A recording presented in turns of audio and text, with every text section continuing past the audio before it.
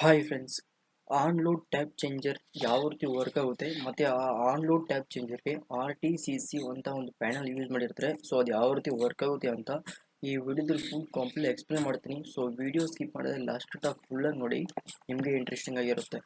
So ಈ ವಿಡಿಯೋನ ನಮ್ಮ ವಾಟ್ಸಪ್ ಗ್ರೂಪ್ನಲ್ಲಿ ಒಬ್ಬರು ಜಿಒ ಏನವರು ಕಮೆಂಟ್ ಮಾಡಿದ್ರು. ದಟ್ ಮೀನ್ಸ್ ವಿಡಿಯೋನೇ ಒಂದು ಮಾಡಿ ಹಾಕಿದ್ರು. ಸೊ ಸರ್ ಇದು ಯಾವ ರೀತಿ ವರ್ಕ್ ಆಗುತ್ತೆ ಅಂತ ಎಕ್ಸ್ಪ್ಲೇನ್ ಮಾಡಿ ಅಂತ. ಫಸ್ಟ್ ವಿಡಿಯೋದಲ್ಲಿ ಟ್ರಾನ್ಸ್ಫಾರ್ಮರ್ ಯಾವ ರೀತಿ ವರ್ಕ್ ಆಗುತ್ತೆ, that means tap changer transformer ಯಾವ ರೀತಿ ಅಂತ, ಮತ್ತೆ ಇನ್ನೊಂದು ವಿಡಿಯೋದಲ್ಲಿ RTCC ಪ್ಯಾನಲ್ ಯಾವ ರೀತಿ ವರ್ಕ್ ಆಗುತ್ತೆ ಅಂತ ಕೇಳಿದ್ರು. ಸೊ ಈ ವಿಡಿಯೋದಲ್ಲಿ ಎರಡೂ ಬಗ್ಗೆ ನೋಡ್ತೀವಿ, ಯಾವ ರೀತಿ ವರ್ಕ್ ಆಗುತ್ತೆ ಅಂತ.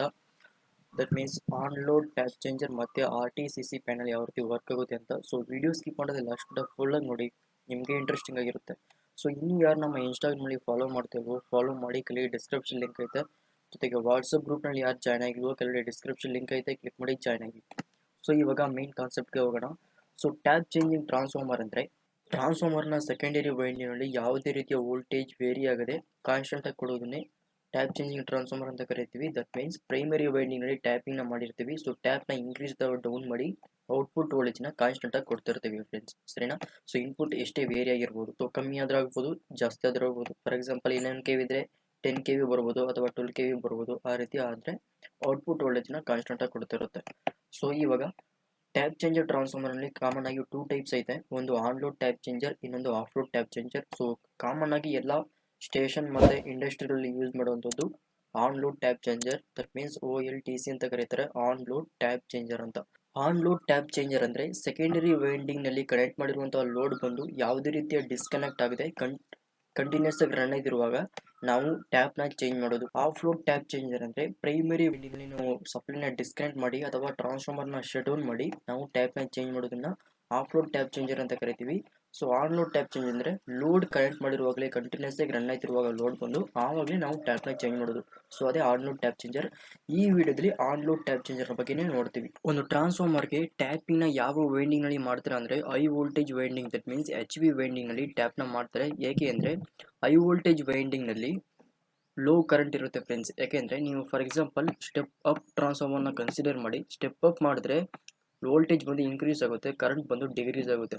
ಸೊ ನಾವು ಆ ಹೈ ವೋಲ್ಟೇಜ್ನ ಒಂದು ಸ್ಟೆಪ್ ಡೌನ್ ಟ್ರಾನ್ಸ್ಫಾರ್ಮರ್ಗೆ ಮತ್ತೆ ಕೊಡ್ತೀವಿ. ಸೊ ಆವಾಗ ಸ್ಟೆಪ್ ಡೌನ್ ಮಾಡುವಾಗ ಪ್ರೈಮರಿ ಸೈಡ್ನಲ್ಲಿ ವೋಲ್ಟೇಜ್ ಬಂದು ಇನ್ಕ್ರೀಸ್ ಆಗಿರುತ್ತೆ, ಕರೆಂಟ್ ಬಂದು ಡೌನ್ ಆಗಿರುತ್ತೆ. ಮತ್ತೆ ಅದನ್ನು ಸ್ಟೆಪ್ ಡೌನ್ ಮಾಡಿದಾಗ, ಆ ಸ್ಟೆಪ್ ಡೌನ್ ಟ್ರಾನ್ಸ್ಫಾರ್ಮರ್ಗೆ ಕೊಟ್ಟು ಅದನ್ನು ಸ್ಟೆಪ್ ಡೌನ್ ಮಾಡಿದಾಗ ವೋಲ್ಟೇಜ್ ಬಂದು ಡಿಕ್ರೀಸ್ ಆಗುತ್ತೆ, ಕರೆಂಟ್ ಬಂದು ಇನ್ಕ್ರೀಸ್ ಆಗುತ್ತೆ. ಸೊ ಮತ್ತೆ ಏಕೆ ಹೈ ವೋಲ್ಟೇಜ್ ಸೈಡ್ ಕೊಡ್ತೀರಂದರೆ, ಎಕ್ಸಾಂಪಲ್ಗೆ ಡಿಸ್ಟ್ರಿಬ್ಯೂಷನ್ ಟ್ರಾನ್ಸ್ಫಾರ್ಮರ್ನ ಅಸ್ಯೂಮ್ ಮಾಡ್ಕೊಳ್ಳಿ. ಸೊ ಡಿಸ್ಟ್ರಿಬ್ಯೂಷನ್ ಟ್ರಾನ್ಸ್ಫಾರ್ಮರ್ನಲ್ಲಿ secondary winding, that means LV winding ಬಂದು ಒಂದು ಲಿಂಬಲ್ ಮಾಡಿರ್ತಾರೆ. LV ವೈಂಡಿಂಗ್ ಮತ್ತು HV ವೈಂಡಿಂಗ್ ಒಂದು ಲಿಂಬಲ್ ಮಾಡಿರ್ತಾರೆ. ಸೊ LV ವೈಂಡಿಂಗ್ ಬಂದು ಇನ್ಸೈಡಲ್ಲಿ ಇರುತ್ತೆ, HV ವೈಂಡಿಂಗ್ ಬಂದು ಔಟ್ಸೈಡ್ ಇರುತ್ತೆ. ಸೊ ಅವಾಗ ಕನೆಕ್ಷನ್ ತಗೊಳ್ಳೋದು ಈಸಿಯಾಗಿರುತ್ತೆ. ಸೊ ಆ ಒಂದು ರೀಸನಿಂದ HV ವೈಂಡಿಂಗ್ನಲ್ಲಿ ಟ್ಯಾಪ್ನ ಮಾಡ್ತಾರೆ ಫ್ರೆಂಡ್ಸ್. ಸೊ ಇವಾಗ ಮೇನ್ ಕಾನ್ಸೆಪ್ಟ್ಗೆ ಹೊಂಟೋಗೋಣ. ಈ ಟ್ಯಾಪ್ ಚೇಂಜಿಂಗ್ ಟ್ರಾನ್ಸ್ಫಾರ್ಮರ್ ಯಾವ ರೀತಿ ವರ್ಕ್ ಆಗುತ್ತೆ ಅಂತ ಜಸ್ಟ್ ಸಿಂಪಲ್ ಆಗಿ ಎಕ್ಸ್ಪ್ಲೇನ್ ಮಾಡ್ತೀನಿ. ಸೊ ಫಾರ್ ಎಕ್ಸಾಂಪಲ್ ನಾವು ಇದಕ್ಕೆ 11 KV ಪವರ್ ಸಪ್ಲೈ ಕೊಡ್ತಾ ಇದೀವಿ ಅಂತ ಅಸ್ಯೂಮ್ ಮಾಡ್ಕೊಳ್ಳಿ. ಒಂದು ಡಿಸ್ಟ್ರಿಬ್ಯೂಷನ್ ಟ್ರಾನ್ಸ್ಫಾರ್ಮರ್, ಅದು ಟ್ಯಾಪ್ ಚೇಂಜಿಂಗ್. ಸೊ ಇಲ್ಲೇ ಮೆನ್ಷನ್ ಮಾಡಿದರೆ -5%, -2.5% ಮತ್ತು +2.5% ಮತ್ತು 5% ಅಂತ ಮೆನ್ಷನ್ ಮಾಡಿದರೆ, ಸೊ ಏನು ರೀಸನ್ ಅಂತ ಎಕ್ಸ್ಪ್ಲೇನ್ ಮಾಡ್ತೀನಿ.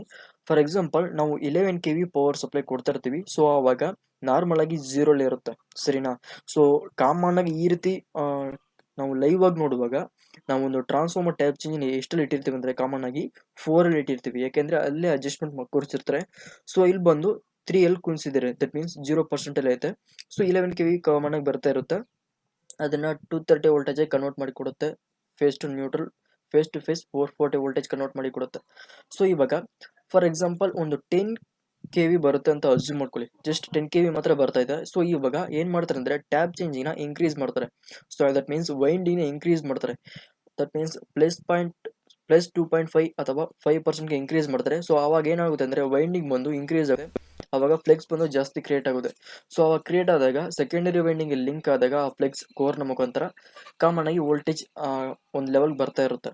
ಸೊ ಅದೇ 11 KVಗಿಂತ ಜಾಸ್ತಿ ಬರ್ತಾ ಇದ್ರೆ, ಈ ರೀತಿ 13 KV ಅಥವಾ 12 KV ಬರ್ತಾ ಇದ್ರೆ ಅದನ್ನ ಡಿಗ್ರೀಸ್ ಮಾಡ್ತಾರೆ ವೈಂಡಿಂಗ್ನ. ಸೊ ಅವಾಗ ಏನಾಗುತ್ತೆ ಅಂದ್ರೆ ಫ್ಲೆಕ್ಸ್ ಬಂದು ಕಡಿಮೆ ಪ್ರೊಡ್ಯೂಸ್ ಆಗುತ್ತೆ. ಸೊ ಅವಾಗ ಸೆಕೆಂಡರಿ ವೈಂಡಿಂಗ್ ಲಿಂಕ್ ಆದಾಗ ಸೇಮ್ ಅದೇ ರೀತಿ ವೋಲ್ಟೇಜ್ ಬರ್ತಾ ಇರುತ್ತೆ. ಸೊ ಇಷ್ಟೇ friends working tap changing increase ಮತ್ತೆ ಡೌನಿಂಗ್ ಅಪ್ ಮಾಡೋದು. ಸೊ ಇವಾಗ ಕಾನ್ಸ್ಟೆಂಟ್ ಆಗಿ ವೋಲ್ಟೇಜ್ ಬರುತ್ತೆ. ಕಾನ್ಸ್ಟೆಂಟ್ ಅಂದ್ರೆ 440 ವೋಲ್ಟೇಜ್ ಬರ್ತಿರಲ್ಲ, ಸಮ್ ಟೈಮ್ಸ್ 438 435 ಆ ರೀತಿ ಬರ್ತಾ ಇರುತ್ತೆ. ಕಾಮನ್ ಒಂದೇ ಅಕ್ಯುರೇಟ್ ಆಗಿ ತೋರಿಸಲ್ಲ ಫ್ರೆಂಡ್ಸ್, ಸರಿನಾ.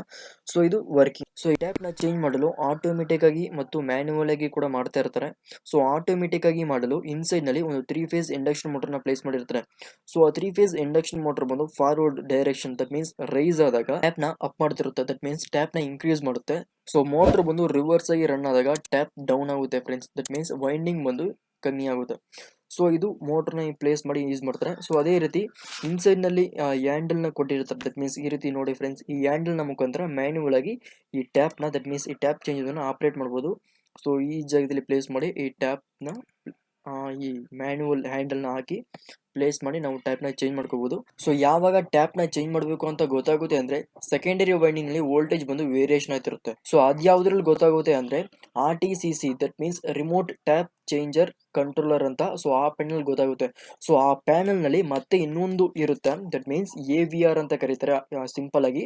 ಸೊ ಅದರ ಫುಲ್ ಫಾರ್ಮ್ ಒಂದು ಆಟೋಮೆಟಿಕ್ ವೋಲ್ಟೇಜ್ ರೆಗ್ಯುಲೇಟಿಂಗ್ ರಿಲೇ ಅಂತ. ಸೊ ಈ ರೀತಿ ಇರುತ್ತೆ ಫ್ರೆಂಡ್ಸ್. ಎಕ್ಸಾಂಪಲ್ಗೆ 415 ವೋಲ್ಟೇಜ್ ಬರುತ್ತೆ ಅಂತ ಸೆಟ್ ಮಾಡಿರ್ತೀವಿ ಅಲ್ಲಿ, ಸರಿನಾ. ಸೊ ಅಲ್ಲಿ ಏನಾಗುತ್ತೆ ಅಂದ್ರೆ 410 ಅಥವಾ 400 ವೋಲ್ಟೇಜ್ ಬರ್ತಾ ಇರುತ್ತೆ, ಅಥವಾ ಇನ್ಕ್ರೀಸ್ ಆಗುತ್ತೆ, ದಟ್ ಮೀನ್ಸ್ 430 415 ಆ ರೀತಿ ಇನ್ಕ್ರೀಸ್ ಆದಾಗ ಈ ಟ್ಯಾಪ್ ನ ಚೇಂಜ್ ಆಟೋಮೆಟಿಕ್ ಆಗಿ ಚೇಂಜ್ ಮಾಡೋಕ್ಕೆ ಸೆನ್ಸ್ ಮಾಡಿ ಮೋಟರ್ಗೆ ಸೆನ್ಸ್ ಮಾಡಿ ಕಳಿಸುತ್ತೆ, ದಟ್ ಮೀನ್ಸ್ ಆಪರೇಟ್ ಮಾಡೋಕ್ಕೆ.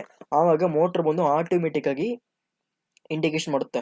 ಸೊ ಅದಿಲ್ಲದೆ ಇಲ್ಲಿ ಇನ್ಸೈಡ್ ನಲ್ಲಿ ಒಂದೊಂದು RTCC ಪ್ಯಾನಲ್ ಬಜರ್ ಇರುತ್ತೆ. ಸೊ ನಮ್ಮ ವಾಟ್ಸಪ್ ಗ್ರೂಪ್ ನಲ್ಲಿ ಅಪ್ಲೋಡ್ ಮಾಡಿರುವಂತಹ RTCC ಪ್ಯಾನಲ್ ಬಂದು ಸೊ ಬೆಂಗಳೂರು ಕಂಪ್ನಿ ಅಂತ ಕಾಣುತ್ತೆ. ಸೊ ಅದೊಂದು ಡಿಫ್ರೆಂಟ್ ಆಗೈತೆ. ಸೊ ನಾನ್ ಕಾಮನ್ ಆಗಿ ಗೊತ್ತಿರುವಂತದ್ದು ಸೊ ಈ ರೀತಿ ಇರುತ್ತೆ, ಸರಿನಾ ಫ್ರೆಂಡ್ಸ್. ನಾನ್ ಕಾಮನ್ ಆಗಿ ನೋಡಿರೋದು ಈ ರೀತಿ ಇನ್ಸೈಡ್ ನಲ್ಲಿ ಒಂದು AVR ರಿಲೇ ಒಂದಿರುತ್ತೆ, ದಟ್ ಮೀನ್ಸ್ AVR ಡಿಸ್ಪ್ಲೇ ಒಂದಿರುತ್ತೆ. ಅದ್ ಬಿಟ್ರೆ ಟ್ಯಾಪ್ ಯಾವ ಪೊಸಿಷನ್ ಇದೆ ಅಂತ ಗೊತ್ತಾಗುತ್ತೆ. ಸೊ ಅದಿಲ್ಲದೆ ಪುಷ್ ಬಟನ್ ಇರುತ್ತೆ, ಆಫ್ ಆನ್ ಅಂಡ್ ಆಫ್ ಒಂದ್ ರೀತಿ 4-5 ಬಟನ್ಸ್ ಕೊಟ್ಟಿರ್ತಾರೆ. ಸೊ ಇಷ್ಟೇ ಇರೋದು. ಸೊ ವಾಟ್ಸಪ್ ಗ್ರೂಪ್ ನಲ್ಲಿ ಹಾಕಿರುವಂತ RTCC ಪ್ಯಾನಲ್ ಬಂದು ಒಂದೇ ಡಿಸ್ಪ್ಲೇ, ಒಂದೇ LCD ಡಿಸ್ಪ್ಲೇ. ಸೊ ಆಪರೇಟಿಂಗ್ ಬಂದು ಫುಲ್ ಎಲ್ಲ ಅಲ್ಲೇ ತೋರಿಸ್ತಾ ಇರುತ್ತೆ. ಸೊ ಇದಕ್ಕಿಂತ ಅದು advantage, that means WhatsApp group ಅಲ್ಲಿ ಅಪ್ಲೋಡ್ ಮಾಡೋದು. ಸೊ ಆ ವಿಡಿಯೋ ಅವ್ರ ತಗೊಂಡು ವಿಡಿಯೋ ಕೇಳಿ ಮತ್ತೆ ಅಪ್ಲೋಡ್ ಮಾಡ್ತೀನಿ ನಮ್ಮ ಚಾನಲ್ ನಲ್ಲಿ ಖಂಡಿತ. ಸೊ ಇದು ಈ RTCC ಪ್ಯಾನಲ್ ಬಂದು ಒಂದು ರೀತಿ ಫೀಡ್ಬ್ಯಾಕ್ ಸಿಸ್ಟಮ್ ರೀತಿ ವರ್ಕ್ ಆಗುತ್ತೆ ಫ್ರೆಂಡ್ಸ್, ಸರಿನಾ. ಸೊ ನಾ ಹೇಳ್ದಂಗೆ ವೋಲ್ಟೇಜ್ ಬಂದು ವೇರಿಯೇಷನ್ ಆದಾಗ ಸೆನ್ಸ್ ಮಾಡಿ ಮೋಟರ್ಗೆ ಕಳಿಸುತ್ತೆ, ಅದು ಆಟೋಮೆಟಿಕ್ ಆಗಿ ಟ್ಯಾಪ್ ನ ಚೇಂಜ್ ಮಾಡಿಕೊಡುತ್ತೆ. ಸೊ ಇಷ್ಟೇ ವರ್ಕಿಂಗ್ RTCC ಪ್ಯಾನಲ್ ಬಂದು. ಸೊ ಇನ್ಸೈಡ್ ನಲ್ಲಿ ಅಷ್ಟೊಂದು ಏನಿರಲ್ಲ, ಜಸ್ಟ್ ಪ್ರೋಗ್ರಾಮಿಂಗ್ ಮಾಡಿರ್ತಾರೆ. ಪ್ರೋಗ್ರಾಮ್ ಅಲ್ಲದೆ ನಾವು ಪ್ರೋಗ್ರಾಮ್ ಮಾಡ್ತೀವಿ ಇಲ್ಲೇ ಕಾಮನ್ ಆಗಿ, ಯಾಕೆಂದ್ರೆ ನಾವು ವೋಲ್ಟೇಜ್ ಸೆಟ್ ಮಾಡ್ಬೇಕಲ್ಲ, ಇಷ್ಟು ವೋಲ್ಟೇಜ್ ನಮ್ಗೆ ಬರಬೇಕು ಅಂತ. ಸೊ ವೇರಿಯೇಷನ್ ಆದಾಗ ಸೆನ್ಸ್ ಮಾಡಿ ರಿಲೇ ಸೆನ್ಸ್ ಮಾಡಿ, that means automatic regulating relay sense ಮಾಡಿ ಮೋಟರ್ಗೆ ಕಳಿಸುತ್ತೆ. ಸೊ ಅದು ಬಂದು ಆಟೋಮೆಟಿಕ್ ಆಗಿ ಟ್ಯಾಪ್ ನ ಚೇಂಜ್ ಮಾಡಿಕೊಡುತ್ತೆ. ನೆಕ್ಸ್ಟ್ ವಿಡಿಯೋದಲ್ಲಿ ಖಂಡಿತ ವಾಟ್ಸ್ಆಪ್ ಗ್ರೂಪ್ ನಲ್ಲಿ ಅಪ್ಲೋಡ್ ಮಾಡಿದ RTCC ಪ್ಯಾನಲ್ ಬಗ್ಗೆ ವಿಡಿಯೋ ಅಪ್ಲೋಡ್ ಮಾಡ್ತೀನಿ. ಸೊ ಅವ್ರ ತವನೇ ವಿಡಿಯೋ ಕಳಿಸ್ಕೊಂಡು ವಿಡಿಯೋ ಸೆಂಡ್ ಮಾಡ್ತೀನಿ, ದಟ್ ಮೀನ್ಸ್ ಅಪ್ಲೋಡ್ ಮಾಡ್ತೀನಿ. ಸೊ ಈ ವಿಡಿಯೋ ಇಷ್ಟ ಆಗಿದ್ರೆ ಒಂದು ಲೈಕ್ ಕೊಡಿ. ಸೊ ಅದೇ ರೀತಿ ನಾನು ಎಕ್ಸ್ಪ್ಲೇನ್ ಮಾಡಿರುವಂತಹ ವಿಧಾನ ನಿಮಗೆ ಇಷ್ಟ ಆಗಿದ್ರೆ ನಮ್ಮ ಚಾನಲ್ನ ಸಬ್ಸ್ಕ್ರೈಬ್ ಮಾಡ್ಕೊಳ್ಳಿ. ಸೊ ಇದೇ ರೀತಿ ತುಂಬಾ ವಿಷಯಗಳ ಬಗ್ಗೆ ವಿಡಿಯೋಸ್ ಅಪ್ಲೋಡ್ ಮಾಡ್ತಾ ಇರ್ತೀವಿ. Thanks for watching.